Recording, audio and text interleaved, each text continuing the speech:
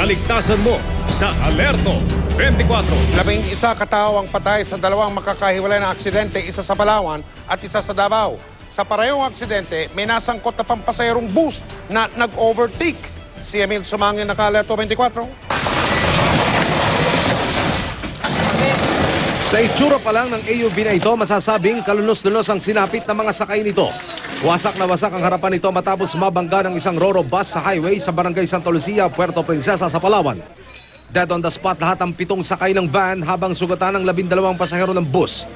Isa-isang hinila ang mga biktima mula sa pagkakaipit sa aksidenteng van.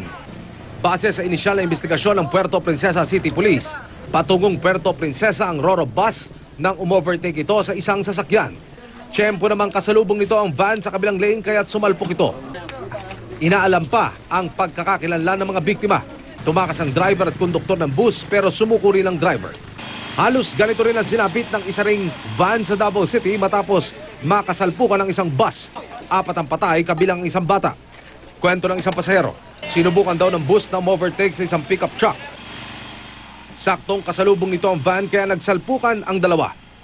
Sa lakas ng pagkakasalpok, halos pumailalim ang nguso ng van sa bus. Nagdulot ang aksidente ng mabagal na daloy ng trapiko. Nasa kustodiya na ng pulisya ang driver ng bus. Emil Sumangil, Alerto 24.